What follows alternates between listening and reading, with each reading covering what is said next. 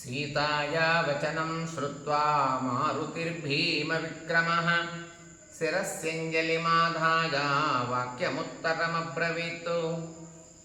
సీతాదేవి చెప్పవలసినటువంటివన్నీ, తనకున్నటువంటి అనుమానాలన్నీ కూడా హనుమంతుడికి చెప్పింది. భరతుడు శ్రీరాముడికి సహాయం చేయగలడా అని అడిగింది. అలాగే సుగ్రీవుడు తన సైన్యాన్ని తీసుకొచ్చి రాముడికి సహాయంగా నిలబడి నన్ను విడిపించగలరా ఈ సైన్యంతో అని హనుమంతుడిని అడిగింది. లక్ష్మణుడు సమర్థవంతంగా యుద్ధం చేయగలడా శ్రీరాముడితో నిలబడి, ఈ లంకపైకి యుద్ధం చేయాలంటే రావణాసురుడి శక్తి అంతా ఇంతా కాదు, లక్ష్మణుడు చేయగలడా అని అడిగింది.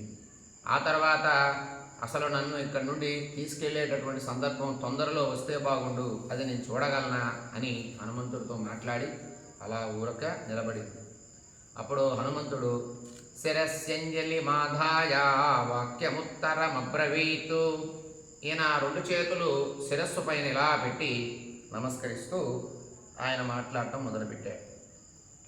నత్వాం యహస్థాం జానీతే రామః కమలలోచనే తేన త్వాం నానయత్యాసు శచీమివ పురందరః. అమ్మా సీతమ్మ, నువ్వు ఇక్కడ ఉన్నట్టు శ్రీరాముడికి తెలియదు. నత్వామ్యహస్థాం జానీతే రామః కమలలోచనే. నువ్వు ఇక్కడ ఉన్నట్టు తెలిస్తే వచ్చేవాడు ఎప్పుడో శ్రీరాముడు, ఆయనకి తెలియదు నువ్వు ఉన్నట్టు. అందువల్ల ఆయన ఏం తెలియకపోవడం వల్ల నీవు ఎక్కడున్నావు, నీ జాడ ఏమిటో ఆయనకు తెలియక దేవేంద్రుడు భార్యని కనుక తీసుకెళ్తే శచీదేవిని, దేవేంద్రుడు ఎలా అయితే తన భార్యని తాను రక్షించుకుంటాడో అలాగే నిన్ను కూడా ఆయన రక్షించుకోగలడు. కాకపోతే ఇంతకాలం నీవు ఎక్కడున్నావా అనే వెతుకులాటలోనే ఉన్నాడు. నత్వామిహస్థాం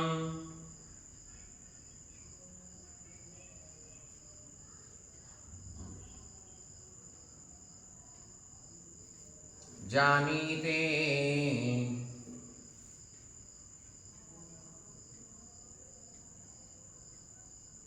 రామః కమలలోచనః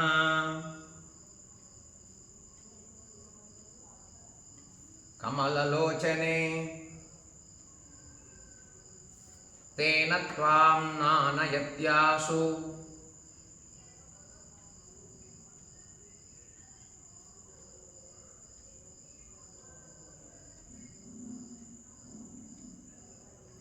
శచీమివ పురందరః.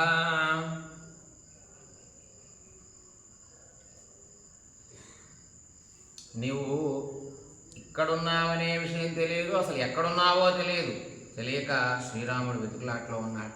ఇప్పటిదాకా నువ్వు ఎంతో అనుమానపడ్డావు కదమ్మా, రాముడు నన్ను తీసుకుని వెళ్ళగలడా, నాపై శ్రీరాముడికి ప్రేమ ఉన్నదా నిజంగా, లేకపోతే ఇంతకాలం ఎందుకు ఆగాడని ఇందాక ప్రశ్నించావు కదా అని హనుమంతుడు అన్నాడు. శ్రుత్వైవతు వచో మహ్యం క్షిప్రమేష్యతి రాఘవః చమూం ప్రకర్షన్ మహతీం హర్వృక్షణ గణ సంకులం.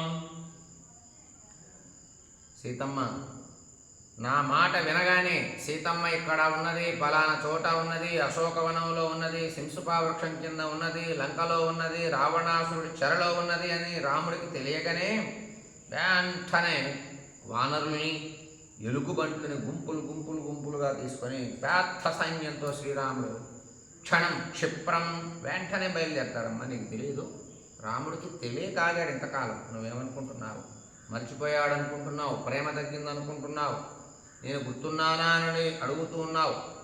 రాముడు నీ ధ్యాసలోనే ఉన్నాడు, ఇందాక చెప్పే కదమ్మా సీతమ్మ అని హనుమంతుడు అన్నాడు.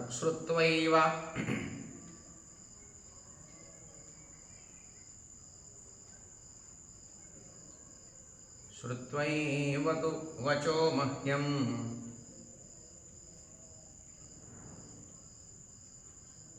క్షిప్రమేష్యతి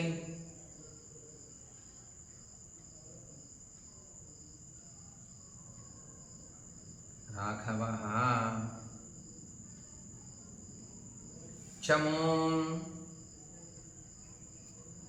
ప్రకర్షన్ మహతీం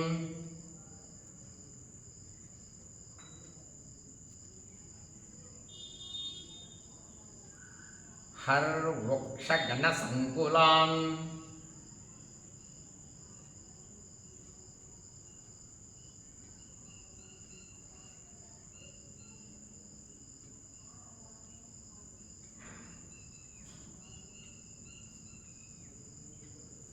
పెద్ద సైన్యంతో వెంటనే నీ దగ్గరికి వస్తాడమ్మా, వచ్చి నిన్ను విడిపిస్తాడు శ్రీరాముడు. అంత వేగవంతుడు. ఆయన వేగాన్ని ఎవరు ఆపలేరు, ఆయన బాణ వేగాన్ని ఎవరు ఆపలేరమ్మా. విష్టంభయిత్వా బాణౌఖైరక్షోభ్యం వరుణాలయం కరిష్యతి పురీం లంకాం కాకుత్సః శాంతరాక్షసాం. రాముడికి గనక కోపం వస్తే సముద్రాన్ని క్షోభింపచేస్తాడు, భయపడేటట్లు చేస్తాడు. అలాగే శ్రీరాముడికి గనక కోపం వస్తే లంకాపట్టణం మొత్తాన్ని రాక్షసులందరినీ నశింపజేస్తాడు, ఒక్కడు కూడా బ్రతకడు. రాముడు వేగం, రాముడు ఆగ్రహం అటువంటిది. విష్టంభయిత్వా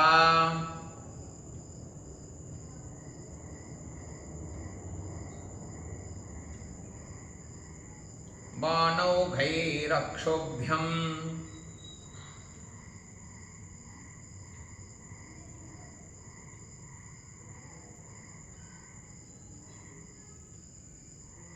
వరుణాలయం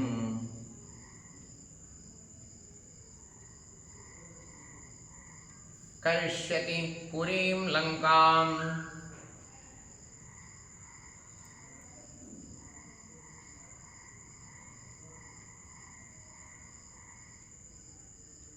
కాకుత్సః శాంతరాక్షసం.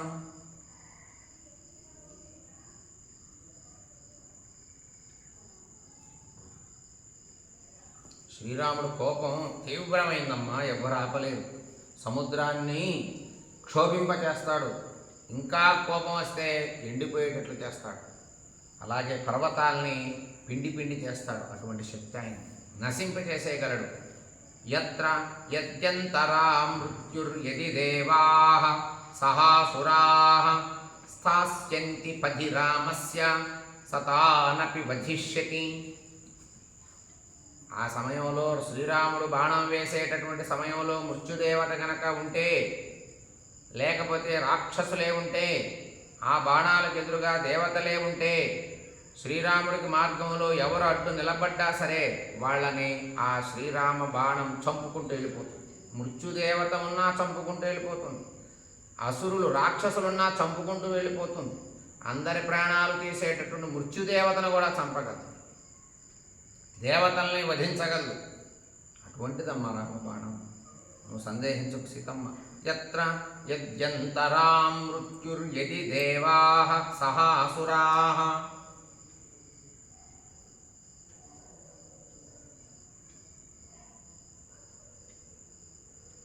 మృత్యుర్యది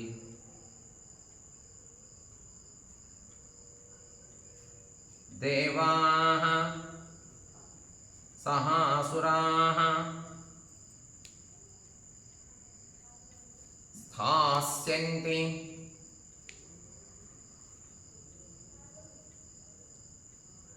పథి రామస్య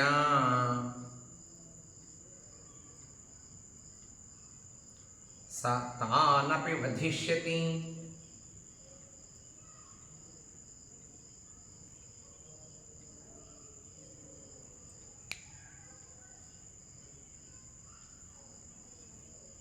ఎవరెదురు ఉన్నా సరే మృత్యుదేవత ఉంటుందా? మృత్యుదేవత అందరికీ మృత్యువు కలిగించే మృత్యుదేవతను కూడా చంపేస్తుంది రామబాణం. దేవతలు ఉంటారా? దేవతలు అందరికీ ప్రాణాన్ని కల్పిస్తారు, వరాలు ఇస్తారు. ఆ దేవతలను కూడా చంపేయగలరు రాముడు బాణానికి అడ్డొస్తే. రాక్షసులు వస్తారా? వాళ్ళని చంపేస్తుంది. అంత ప్రమాదం అమ్మా రామబాణం. తవ దర్శన జేనార్యై శోకేన స హరిప్లుతః న శర్మ లభతే రామః సింహార్దిత ఇవ ద్విపః. సీతమ్మ, నీవు కనబడకపోవటం వల్ల దుఃఖంతో నిండైపోయింది రాముడు హృదయం. నీవు కనబడక, నిన్ను చూడక ఆయన హృదయం అంతా దుఃఖంతో నిండిపోయి ఏం చేస్తున్నాడో ఆయనకే తెలియటం, బాధపడుతున్నాడు. గంభీరంగా ఉండేటటువంటి ఏనుగు మీదకి ఎలా అయితే సింహం వచ్చి ఒక్కసారి మీద పెట్టినప్పుడు ఏనుగు ఎలా అయితే గిజగిజలాడుతుందో అలా ఆయన కూడా గిలగిలా కొట్టుకుంటున్నాడు, నీ జాడ తెలియక అని హనుమంతుడు సీతమ్మతో చెప్తే ఆమె వింటూ ఉంది. తవా దర్శన జేనార్యే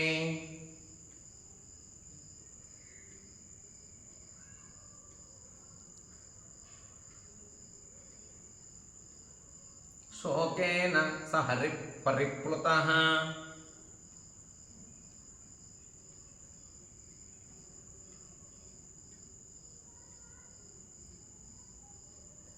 న శర్మ లభతే రామః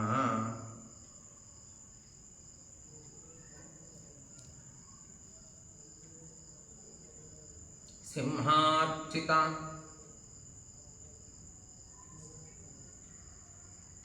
ఇవ ద్విపః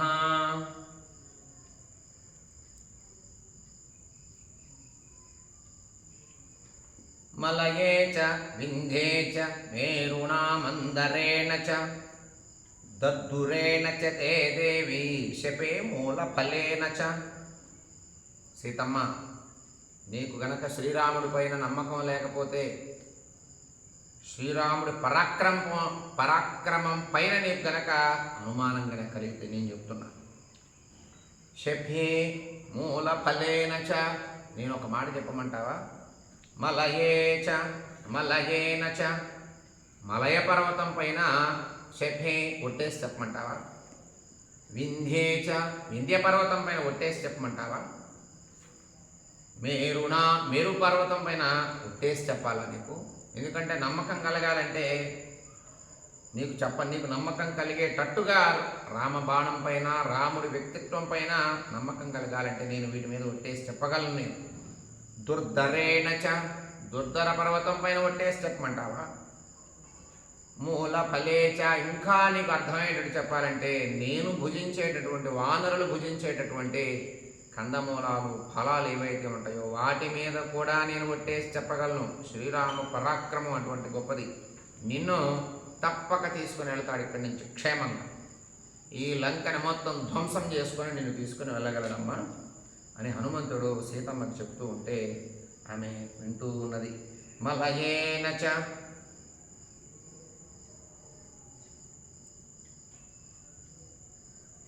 వింధ్యేన మేరుణా మందరేణ చ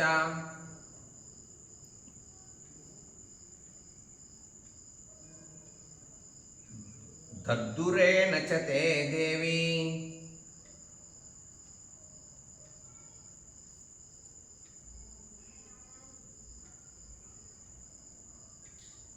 శపే మూలఫలేన చ.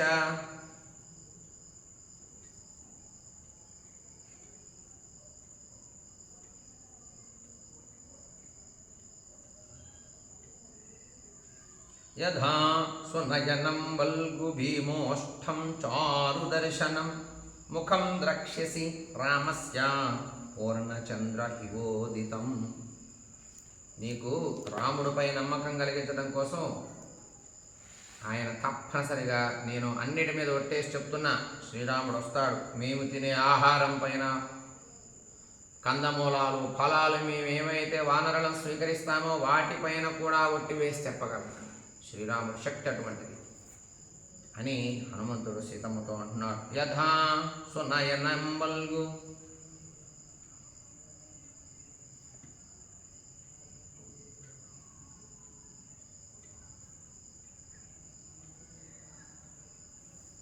బింబోష్టం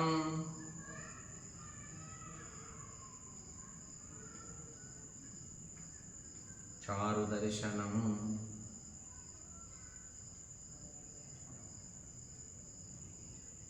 ముఖం ద్రక్ష్యసి.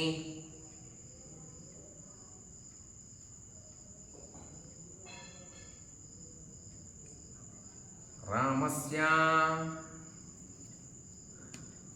పూర్ణచంద్రమివోదితం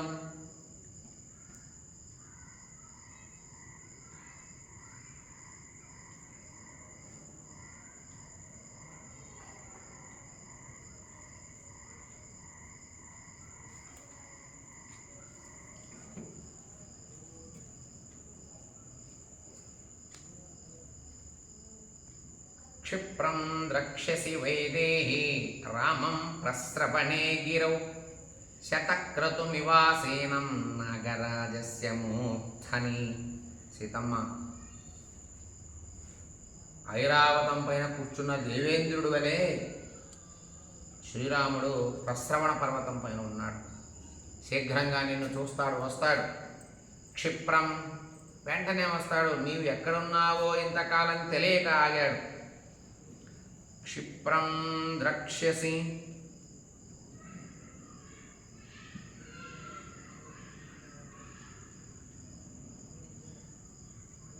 వైదేహి రామం ప్రస్రవణే గిరౌ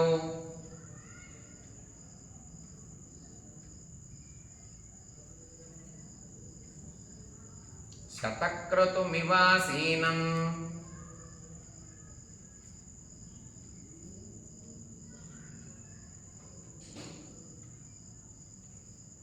నాగరాజస్య మూర్ధని.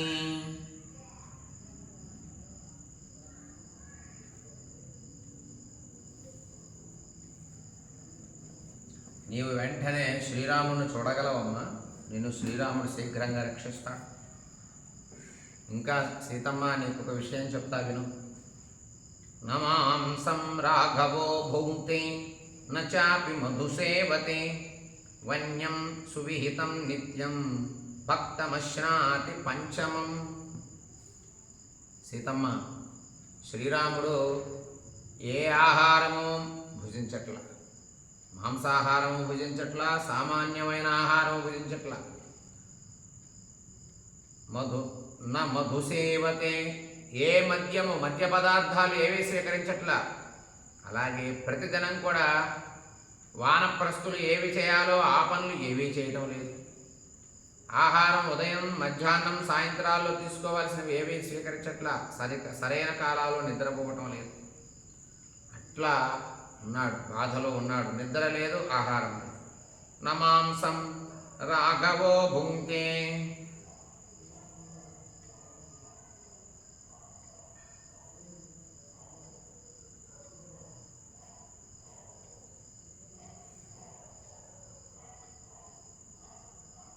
చాపి మధుసేవతే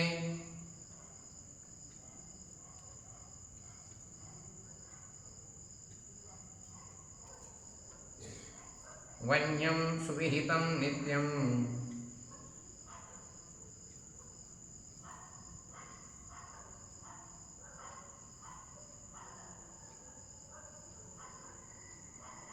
భక్తమశ్నాతి పంచమం.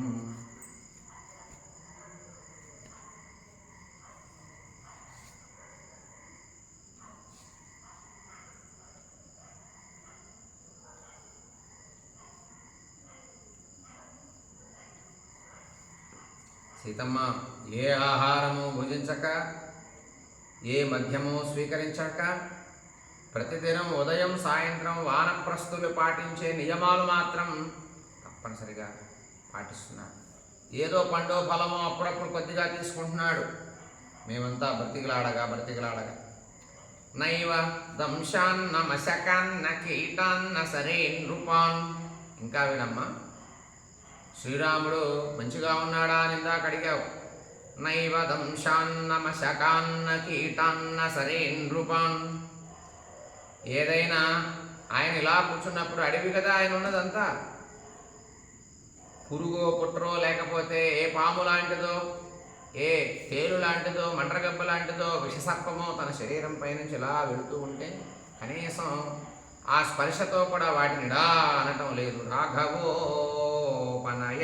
గాత్ర త్వద్గతేనంతరాత్మన, నీపైనే మనస్సు పెట్టుకొని ఆ పురుగు పుట్ర ఏమైనా శరీరం పైనకి వచ్చినప్పుడు పాకుతూ ఉన్నప్పుడు వాటిని కనీసం పక్కకు కూడా అనుకోకుండా అలా అని నిశ్చేష్టులై నీపైన ధ్యానంతో ఉన్నాడు. నైవ దంశాన్న,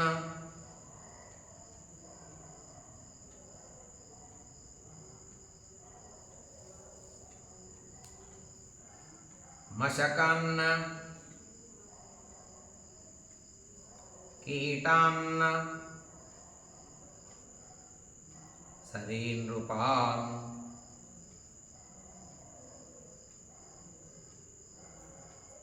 రాఘవోపనయనేద్గాత్రా త్వద్గతేనాంతరాత్మన.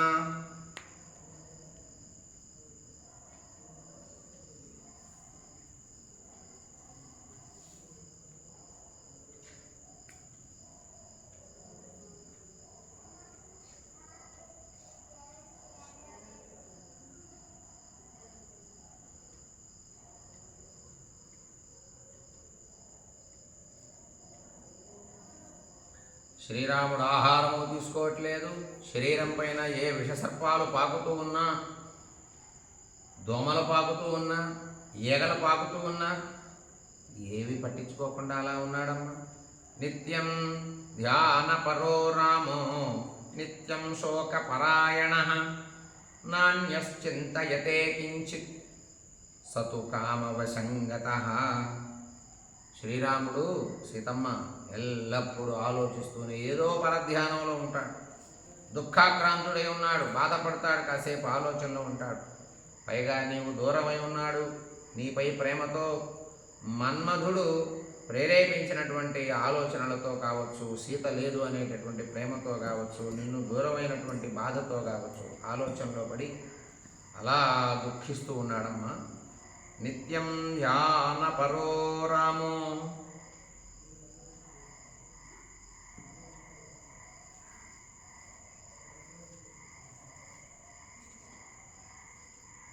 నిత్యం శోకపరాయణః,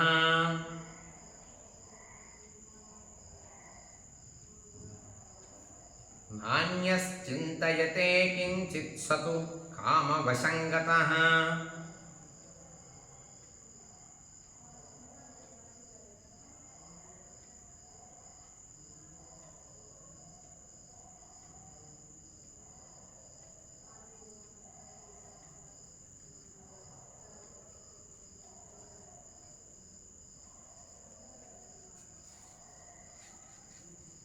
నీ పట్లే ఎప్పుడు ఆలోచనలో ఉన్నాడమ్మా శ్రీరాముడు.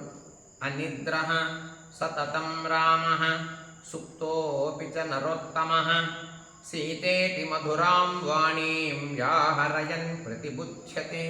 సీతమ్మ నిద్ర లేదు, ఆహారం లేదు, అలా ఉన్నాడు. అనిద్రః, చాలా వరకు నిద్రపోవటం లేదు.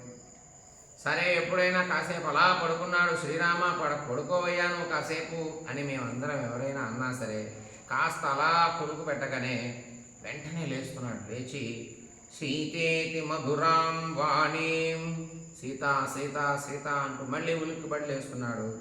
నిన్నే స్మరిస్తూ ఉన్నాడు. ఇక ఆయన నిద్ర ఎక్కడ పోతున్నాడు? సీతేతి, సీత సీత సీత అని అనుకుంటూ మేలుకొనే ఉంటున్నాడు నిద్రలో కూడా. అలాంటి స్థితి ప్రస్తుతం రాముడు అనుభవిస్తున్నాడమ్మా. నీవు కూడా అలానే ఉన్నావు, నేను చూశాను. అనిద్రః సతతం రామః సుప్తోపి చ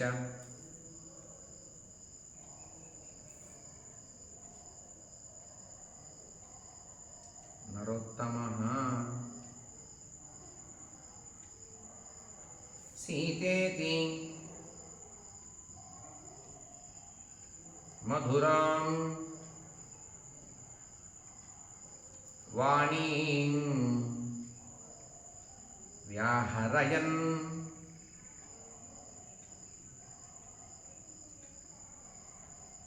ప్రతిబుధ్యతే.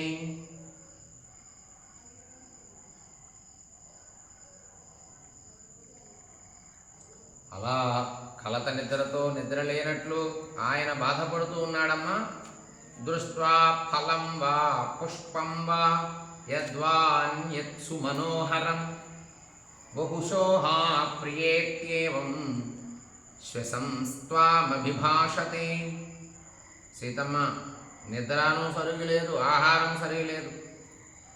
ఏదైనా ఏదో పండో ఫలమో కనపడింది, అలా వెళుతూ ఉన్నప్పుడు చెట్టుకున్నటువంటి పండో ఫలమో కనపడితే ఆ వస్తువు కనపడగానే హా ప్రియా, హా సీత అంటూ అనేక విధాలుగా నిన్నే స్మరిస్తున్నాడు. వాటి దగ్గరికి వెళ్ళి బాధపడుతున్నాడు.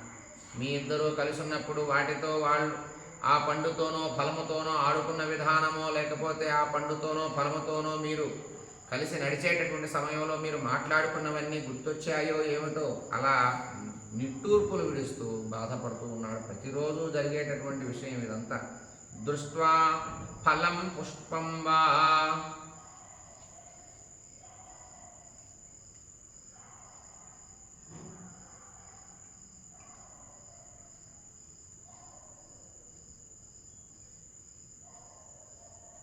యద్వాన్యత్సు మనోహరం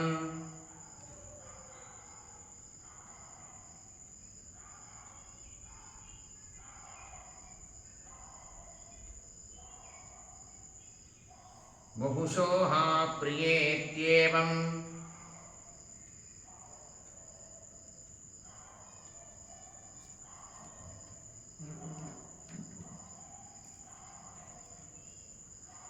శ్వసంస్త్వా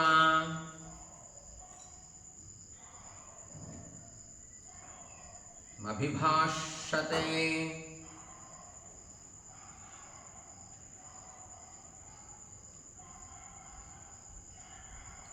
అలా బాధపడుతున్నాడమ్మా. ప్రకృతి వల్ల బాధపడుతున్నాడు. తన శారీరకంగా నిద్రపోవటంలోనూ బాధపడుతున్నాడు, ఆహారంలోనూ బాధపడుతున్నాడు, ఆలోచనలోనూ బాధపడుతున్నాడు. నీ యొక్క ఎడబాటు వల్ల. సదేవి నిత్యం పరితప్యమాన స్వామేవ సీతేత్యభిభాషమానః ధృతవ్రతో రాజసుతో మహాత్మా తవైవ లాభాయ కృత ప్రయత్నః. శ్రీరాముడు రాజకుమారుడు కదమ్మా, నిత్యము దుఃఖపడుతూనే ఉన్నాడు. సీత సీత సీత అంటూ ప్రతి చోట చెట్టు పట్టుకొని బాధపడుతున్నాడు, కూర్చొని బాధపడుతున్నాడు, నిద్రలో కూడా బాధపడుతున్నాడు నిన్ను తలుచుకుంటూ. అలాంటి బాధ ప్రయత్నపూర్వకంగా జీవనాన్ని సాగిస్తున్నాడు అంతే అని హనుమంతుడు సీతమ్మకు చెబుతున్నాడు. సదేవి నిత్యం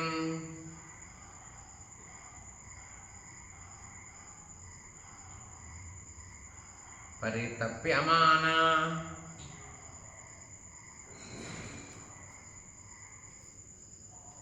స్వామేవ సీతేత్యభిభాషమానః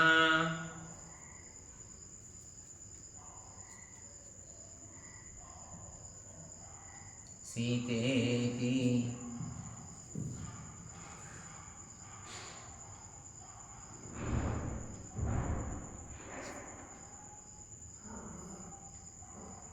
ధృతవ్రతో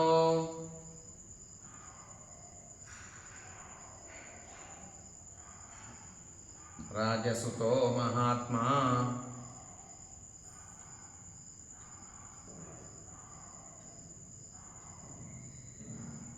తవైవ లాభాయ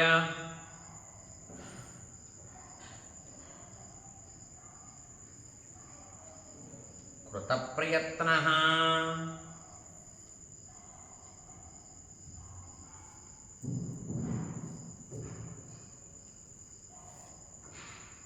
నియమాలైతే పాటిస్తున్నాడు, ధర్మశాస్త్రాలు చెప్పేటటువంటి నియమాలన్నీ పాటిస్తూ నిన్ను పొందే ప్రయత్నం చేయాలని ప్రతి క్షణం ఆలోచిస్తూ ఉన్నాడు అమ్మ సీతమ్మ.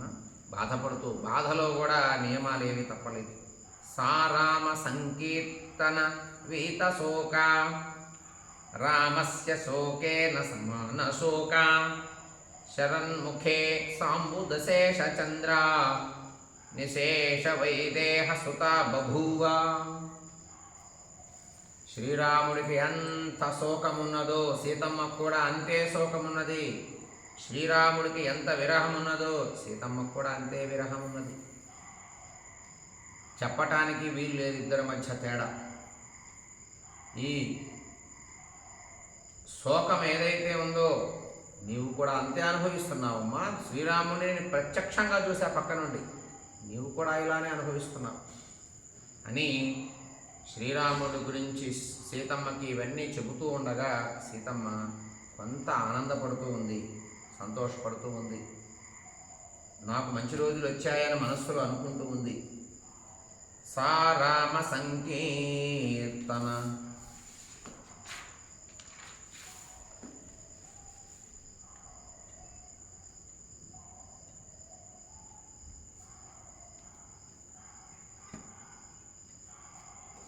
వీతశోక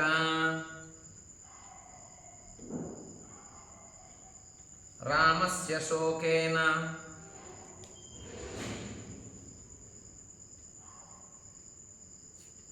సమాన శోక.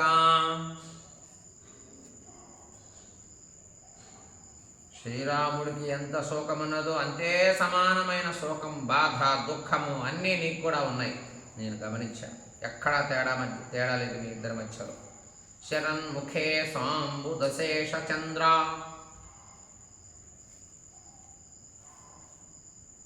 శరన్ముఖే సాంబుదశేష చంద్ర.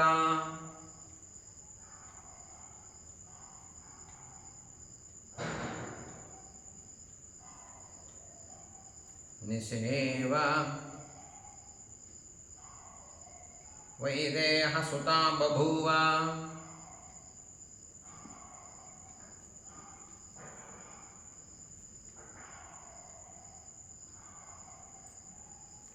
సీతమ్మ, మీ ఇద్దరి మధ్యలో శోకంలో కానీ, దుఃఖంలో కానీ, బాధలో కానీ, విరహంలో కానీ ఎక్కడా తేడా కనపట్లేదు.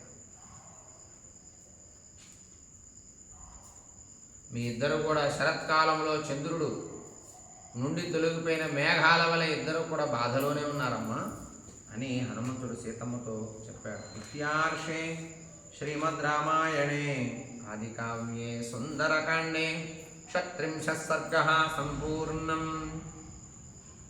ఇత్యార్షే శ్రీమద్ రామాయణే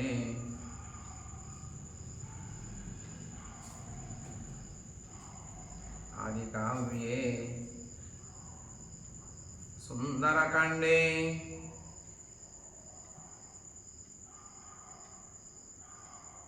36 సర్గః